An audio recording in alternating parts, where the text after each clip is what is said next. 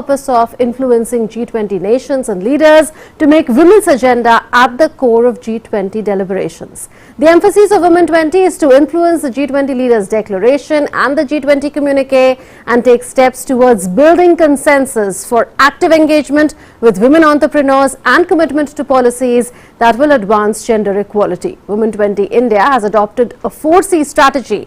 The 4 C's stand for collaboration, cooperation, communication to build consensus and call to action to achieve its mission and goals. This inception meeting was a step towards the mission and goals. We will tell you more over the next 30 minutes. I'm Anand Bhattacharya. First up, the top stories.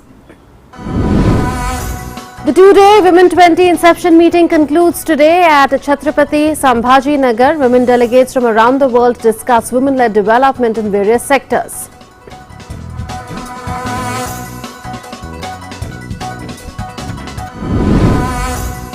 Special session on breaking the barriers, the stories of unconventional women held on the second and final day of the Women 20 inception meeting. Brave hearts from the Indian Navy share how they rose above the social fabric to quash patriarchal ideas that restrict women from entering certain sectors.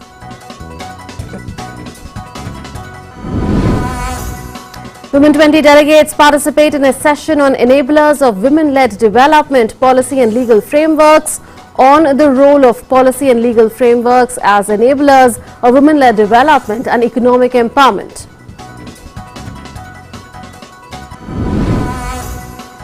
Women 20 delegates visit heritage sites of Chhatrapati Sambhaji Nagar city, visit historic sites of Bibi Ka Maqbara, Aurangabad caves and the world-renowned gates of the city. Rajya Sabha MP Dr. Sonal Mansingh and Women 20 India Chair Dr. Sandhya Purecha launch Avaya, a coffee table book highlighting the contribution of women to the heritage city of Sambhaji Nagar.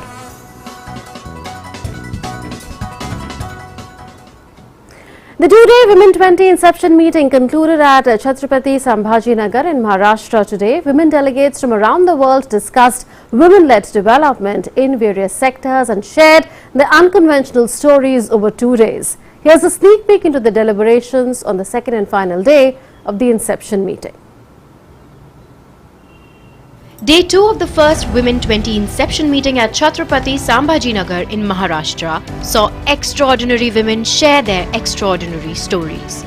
The session, Breaking the Barriers, began with women officers of the Indian Navy sharing their experiences of serving the nation. Family of advocates, so I really branched out when I did my mechanical engineering and joined the Indian Navy, and my family, friends have been very proud, and to see, to have me there working on field, which was really nothing. I've come from a very privileged and pampered background, so have me working on field, sweating it out with the workers was something that even I did not know I had it in me, and somehow Indian Navy really brought it out through the training and all the sessions that we had. It really came out and I got transformed. So there's some part of me which was there inside of me which I never knew, so that got tapped into and really explored.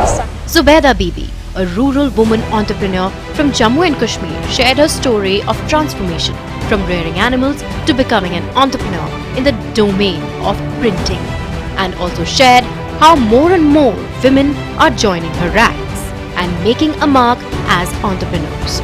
पहले तो घर में ही काम करते थे, मवेशी रखी है हमने, बच्चों का मतलब गाय भैंस का काम करते। फिर 2018 में हम उम्मीद परिवार से जुड़ के उसके बाद हमने लोन वगैरह लिया, औरतों को जोड़ा, किसी ने शॉप खोला है, किसी ने मवेशी ली है, ऐसे कोई ना कोई बिजनेस तो मैं करती हूँ, स्क्रीन प्रिंटिंग का काम।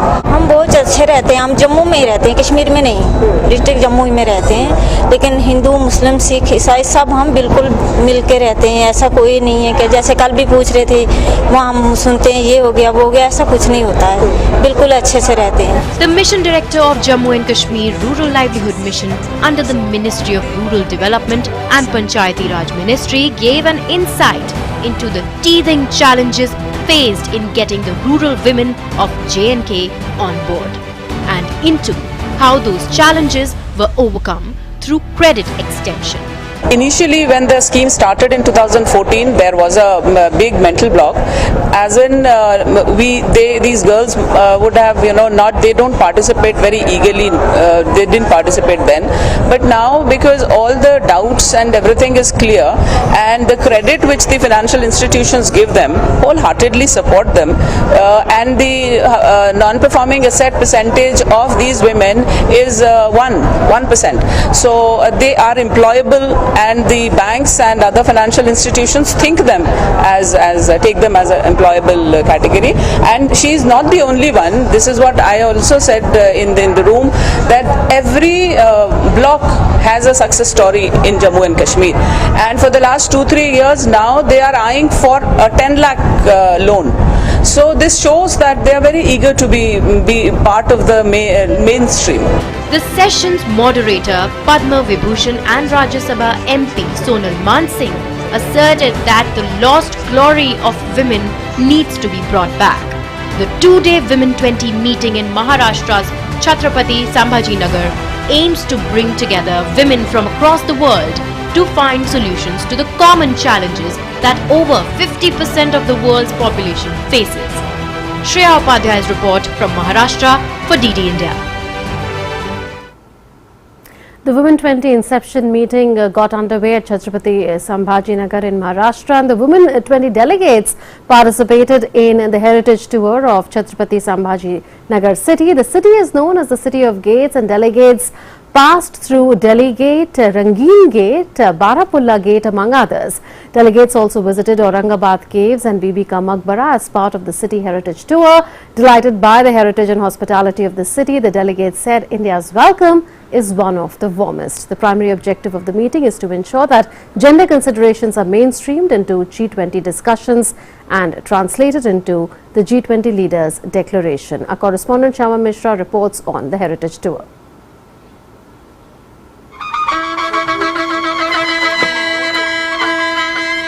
Well, it's day 2 of the W20 session, and we can see here that the delegates had come for the heritage walk at Bibi Ka Maqbara. I think honestly it's even more beautiful than the Taj Mahal in Delhi.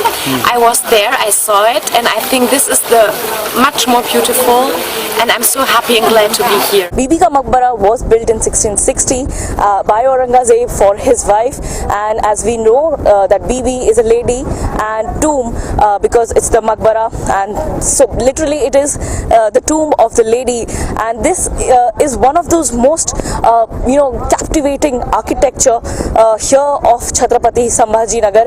And likewise, because we know that this city is known as the City of Gates, so all these delegates were taken to Delhi Gate, Barapulla Gate, Rangeen Gate and other gates, and they were also taken to Aurangabad Caves, where they got to know about the Buddhist caves and the heritage that India or Maharashtra has. With camera person Amol Deshmukh, this is Shama Mishra for DD India, Chhatrapati Sambhajinagar, Maharashtra.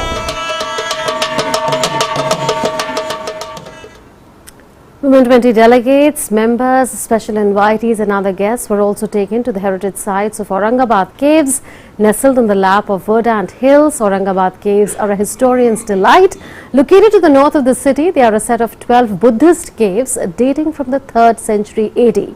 The mystic aura of the caves mesmerized the Women 20 delegates. Listen in to some of their reactions.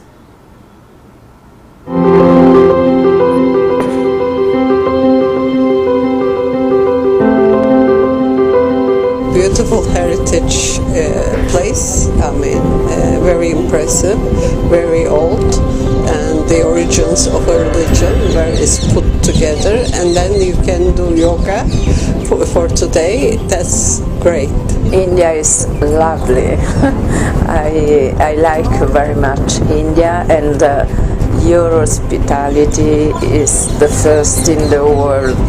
It's a very peaceful and amazing place just to feel yourself, to relax, to think about women empowerment and how all together we can achieve more women's rights for women and girls. The India correspondent caught up with Rajya Sabha MP Dr. Sonal Man Singh, who had welcomed the international delegates by bowing her head in Namaskara, symbolic of the Indian idea of identifying the God within each one of us. She, along with Women 20 India Chair Dr. Sandhya Purecha, launched a coffee table book called Avaya, highlighting the contribution of women to the heritage city of Chhatrapati Sambhaji Nagar. Listen in to this conversation with her by our correspondent Shreya Upadhyay. I'm joined by someone who's shattered stereotypes herself, the first classical dancer to be awarded the Padma Vibhushan, and of course the Member of Parliament in the Rajya Sabha, Ma'am Sonal Man Singh ji. Ma'am, welcome to DD India. First of all, we're talking about women empowerment here. What does empowerment of women mean for you? Women in every field, right from the Vedic times, in India I'm talking about, she has been powerful. Then there were historic periods where things happened. India lost its values, its systems, but they have been re-established. And I think more than talking about equality, I think equality is a bit of a demeaning word for me. Woman in her own right, in every field, she excels. It is the man's point of view that needs to be enlightened. Thanks to our Indian civilization, our eternal values, and the enlightened leadership of our Prime Minister, Narendra Modi ji. I mean, you know, it's unbelievable what's been happening. You also talked about the amalgamation of the ancient and the modern in India. How do you see the woman having evolved from the ancient times to 2023? Ancient times, as we know, women were rishis, Vedic rishis also. They were great mathematicians, they were scientists, they were equal, and they were doing wonderful work in every field. Today, once again there is a hark back, there is an echo. But it's not just an echo, it has become a real voice. Who would have thought the Cobra Commandos, or the Navy, the Air Force, the Army, the Coast Guard, everywhere the women. So like that, there have been so many contributions of women. Today is happening, going ahead. And I think modern is not so modern, it's again bringing back the old glory. And I think G20 leadership coming to India, presidency coming to India, and W20 women. I'm so happy to be part of it as a special invitee, and the sessions that I've heard, everyone applauding India's contribution, India's vision, and how it is being executed, activated in real space, not just talk.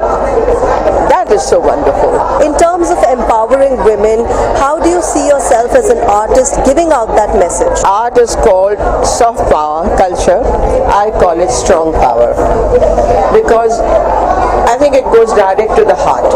Art carries the messages which a lecture or an essay cannot convey, or convey forcefully, beautifully, movingly.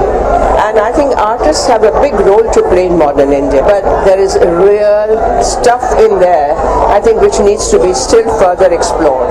Thank you so much, ma'am, for talking with DD India. So there you heard it, Padma Vibhushan Sonal Man Singh ji saying that the lost glory of women needs to be brought back, and that is why fora like the W20 under India's G20 presidency are needed at this time as well. With video journalist Amol, this is Shreya Upadhyay from Maharashtra for DD India. Millets are catching a lot of attention in all the G20 meetings in India. That was also seen at the Women 20 Inception meeting. Special meals prepared from millets were served to guests as delicacies. DD India correspondent Shreya Upadhyay gets us more.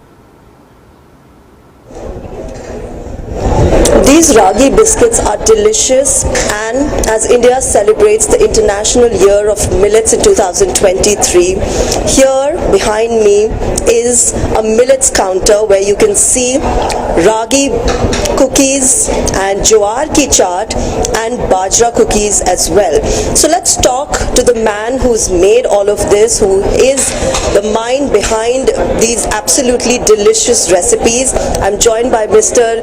Rajesh Prabhakar, who is the head chef at the ITC in Chhatrapati Sambhaji Nagar. यहाँ पर हम पूरा G20 के लिए special हमने रागी के biscuit बनाए हैं, बाजरे के बिस्किट हैं और स्पेशल जो हमने ज्वार की चाट कटोरी बनाई है, जो आजकल जो हमारे देश में पूरा जो पुराने ग्रेन्स थे उनको वापस फिर से हम उसे कंटिन्यूसली लाना चाह रहे हैं, तो इसलिए हम उसके तरफ ज़्यादा फोकस कर रहे हैं. Sugar level reduction, helping fight cancer eventually, helping and sharpening the brain cells. These are the benefits of millets. Lost recipes of the grains that perhaps we have forgotten, but now we're bringing them back as we celebrate the International Year of Millets in 2023. And here we have, of course, a number of health benefits from these millets as well. So make sure you taste these ragi cookies and of course ingrain millets in your daily diet. This is Shreya Upadhyay from Maharashtra for DD India.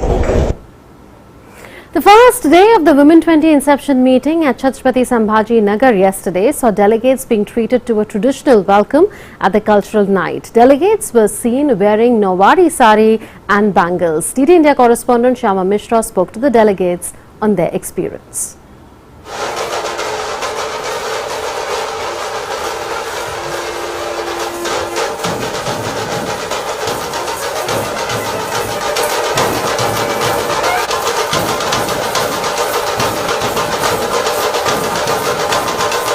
I was provided this by the W20 Secretariat and I feel incredible and I feel like a princess. I'm wearing the Nawari sari and I'm very honored to actually be wearing the traditional Maharashtrian sari and feeling the welcome from this region, from this city and from India.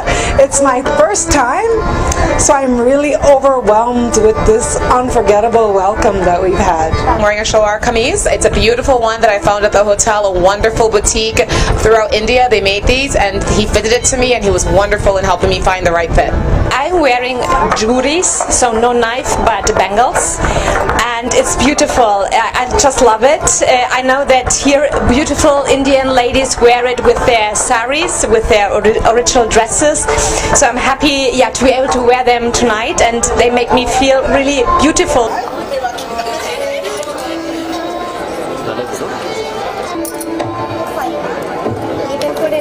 Thank you. DD India correspondent Shyama Mishra spoke to the Dhol and Lavani performers too, who accorded a traditional welcome to Women 20 delegates. Take a look. Chhatrapati Sambhaji Nagar Cultural Night was organized for all the W20 delegates, and this particular group, the Nath Foundation, have welcomed them by doing the Dhol, which is the Nashik Dhol, and also Maharashtra's traditional dance, which is the Lejim. Let's talk to the artists about how they feel presenting our tradition in front of the whole W20 delegates. They are extremely happy and I am extremely feeling proud that they are enjoying our dance and they are also involving in our dance and they join us, and I am extremely feeling so much proud that they join and dancing with us. Then there is so much happy feeling for me. They were clicking pictures, they also had the gajra and they had the bangles and everything. How does it feel that these people are really enjoying our culture? They are actually getting involved in our culture. जी वैसे तो बहुत अच्छा लग रहा है, जो हमारा महाराष्ट्र का जो कल्चर है, जो हमने इनके सामने जो प्रेजेंट किया है, सच में हमको बहुत प्राउड फील कर रहे हैं ये मौके पे, और बस थैंक यू। हमने जो किया है, हमने महाराष्ट्रियन जो दर्शन रहता है महाराष्ट्रियन में, हमने पूरे महाराष्ट्र की जो लोक धारा रहती है वो हमने प्रेजेंट की। Like they have mentioned, all these delegates were really involved, engrossed in the action and in the entire performance that they have given. With camera person Amol Deshmukh, this is Shyama Mishra for DD India, Chhatrapati Sambhaji Nagar, Maharashtra. The first G20 Anti-Corruption Working Group meeting is set to be hosted in Gurugram from 1st to 3rd March, where thought leaders will hold deliberations on strengthening international anti-corruption mechanisms. Dr. Jitendra Singh spoke on the anti-corruption initiatives rolled out by the Government of India in recent years and expectations from the meeting. He is the Union Minister of State for Personnel in the Government of India. Right from beginning, in 2014 itself, Prime Minister Modi had made it very clear that his government will follow a policy of zero tolerance towards corruption. And as a follow-up to that, several of those rules and laws were amended, which were coming in the way of effective implementation of the anti-corruption measures, and several new provisions were also introduced to fill up the gaps which were there in proceeding against corruption. Like, for example, in the year 2018, under Prime Minister Modi, the Government of India came out with what is known as Fugitive Economic Offenders Act 2018, because the earlier on the experience was that a culprit would commit the crime, would cost millions of rupees loss to the Government of India, to the Indian people, and then run away and be truant and seek refuge in some other country. So in order to check that, this law was brought out, which is proved to be quite effective. At the same time, the other commonly followed practice was that they would run away after having committed the crime of corruption and park their money in some bank or some places where it was difficult to trace it or track it. For that also, you will be glad to know that in the last 7-8 years, as much as more than 180 billion US dollars worth of money has been recovered from these offenders' accounts or their properties and deposited in the state exchequer. So there has been a very big headway in the movement against corruption, and I'm sure the other countries also would cooperate with India in carrying forward this movement against corruption. Aizawl, the capital of Mizoram, will host the second of the 4 Business 20 India events scheduled in the northeast from the 1st to the 3rd of March. B20 or Business 20 represents the G20 business community and mobilizes views of global business leaders on global economic and trade governance. B20 provides tangible policy suggestions to each rotating presidency in order to boost economic growth and development. B20 event at Aizawl will highlight the opportunities for multilateral business partnerships that the state can offer to delegates in urban planning, infrastructure, bamboos, startups, skill development, nursing and paramedics. This 3-day event is expected to see around 500 participants ranging from ministers, senior government officials, diplomats and representatives from business community. The event will begin with a cultural evening and a welcome dinner at Raj Bhavan on the day of the arrival of the delegates. On the second day, there will be a B20 conference at Mizoram State University, followed by a cultural program. Chapchar Kot, which is a spring festival of Mizoram, will also be showcased to the delegates at the AR ground on the 3rd day. The 4 B20 events slated for the Northeast are intended to highlight the untapped potential and opportunities of the northeastern states. With India's assumption of the G20 presidency, Comptroller and Auditor General of India formally assumed the chairmanship of the Supreme Audit Institutions of G20 nations on the 31st of January. The CAG of India has now proposed the collaboration of G20 Supreme Audit Institutions on the blue economy. Addressing a conference on blue economy in New Delhi, CAG of India Girish Chandra Murmu said that cooperation and knowledge sharing among G20 nations is vital to establishing a coordinated audit response for audit of the blue economy. Take a listen. Cooperation and knowledge sharing among the nations thus is vital to establishing a coordinated audit response to audit of the blue economy, which would strengthen good governance and public welfare. In this pursuit, SAI can scale up the audits, develop the study papers and conditions for blue economy, and make recommendations on how the government could direct their efforts and policies for the sustainable development of the blue economy of their nations. SAI can also consider developing international auditing guidelines for conducting marine audits. bringing out joint research papers on marine health, sharing practical knowledge and expertise on audit of blue economy through audits toolkits, conduct of joint cooperative audit, etc.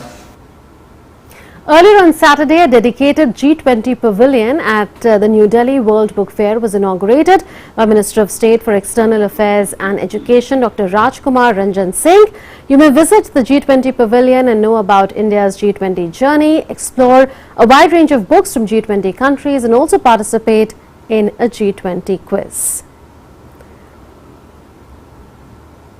The World New Delhi Book Fair is being held at Pragati Maidan in New Delhi. And with that, we come to the close of this edition of India at G20. Thanks for watching.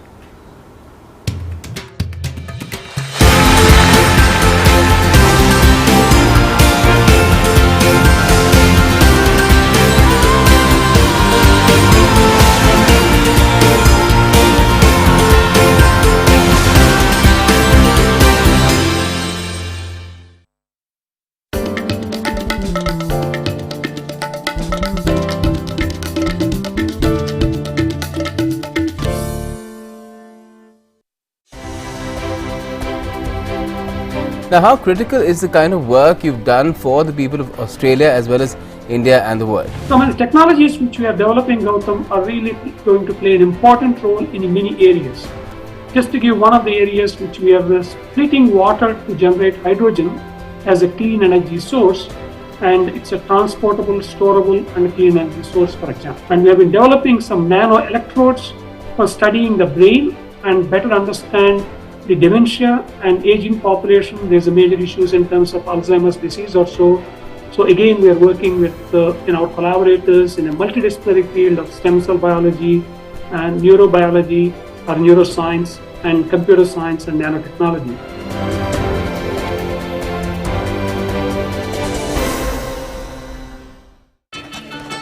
फूल वाला, catering वाला, band वाला, ये लो भाई।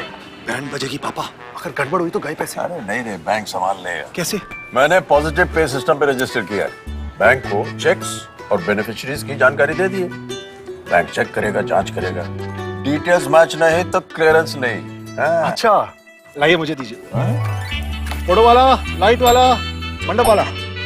RBI कहता है जानकार बनिए, सतर्क रहिए। बिल्कुल सही कह रहे हैं। Unity and diversity, does it translate down to the poorest of poor?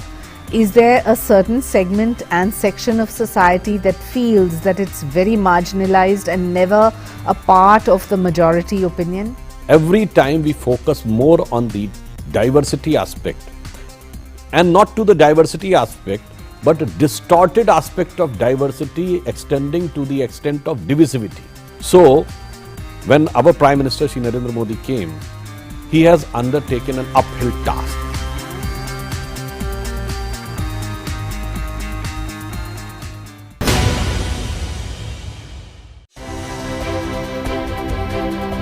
Now, how critical is the kind of work you've done for the people of Australia as well as India and the world? Some of the technologies which we are developing, Gautam, are really going to play an important role in many areas.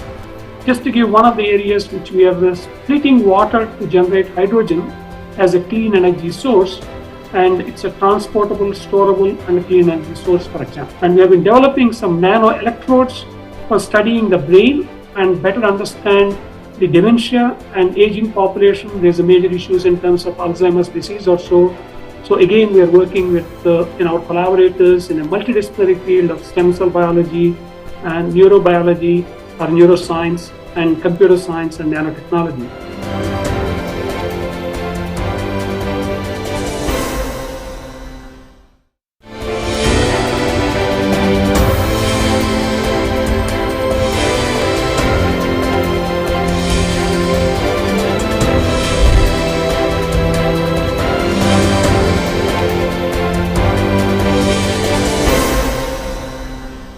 Hello and welcome to this special weekly show. It's called Diaspora Diamonds, which is our salute to over 32 million strong Indian diaspora present in over 200 countries worldwide. I'm Gautam Roy. Well, the show launched the same day, the same time earlier this year, around the time the 17th Pravasi Bharatiya Divas convention was held in Madhya Pradesh's Indore city. PBD provides a platform for the overseas Indian community to engage with the government and people of India and share their experiences and insights. It also helps strengthen ties between India and the global Indian diaspora and to recognize the achievements and contributions of Indians living abroad.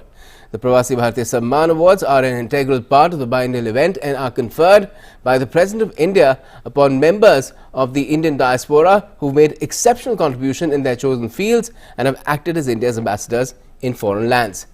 Our guest this week is one such awardee this year again. We have with us Dr. Kannan Ambalam, recipient, Pravasi Bharatiya Samman Award and Associate Professor, Department of Public Administration and DM College of Business and Economics, Wolega University, Nekente in Ethiopia. Welcome to Diaspora Diamonds, Dr. Ambalam. Thank you. And first of all, congratulations for the award. Now, what were your first thoughts when you heard that you're getting the highest honor that the Indian government can give to an Indian living abroad? Thank you so much for the message. Really, I was so grateful to Government of India, and I feel so humble and thankful for this highest honor. Really, I was very happy for this award. Wonderful. And how did your family and friends feel? Were they taken by surprise, or did they feel that this is just, just fruits for your labor? Yeah, there are some mixed reactions. There are people who really know that I deserve this award, and they were happy about this one. There are people who are surprised. Those who are following me from the beginning and how I struggle in this environment and working with the local communities, they felt really very happy, and they said that I deserve this award. Yeah. Okay. Now tell us a little bit more about yourself. What are your qualifications and what exactly do you do in Ethiopia? I started my schooling from government school in Tamil medium in government higher secondary school Palamedu. Later I came to Madurai city where I got my bachelor degree in Thearajar College. Then I completed my MA in public administration from Madras Christian College. Then I moved to Delhi where I did in Jawaharlal University I did my MPhil and PhD. Then I came to Ethiopia and I started my career as a lecturer in Wolega University. Later I promoted to assistant professor, then associate professor. I am teaching public administration in different courses. So you've not been in Ethiopia for that long. Most of your life has been spent in India, and then you went to Ethiopia in recent years. I completed in Ethiopia 14 years. Now it is my 15th year. Okay. You've got the award in the category of community welfare. Now tell us about your related activities.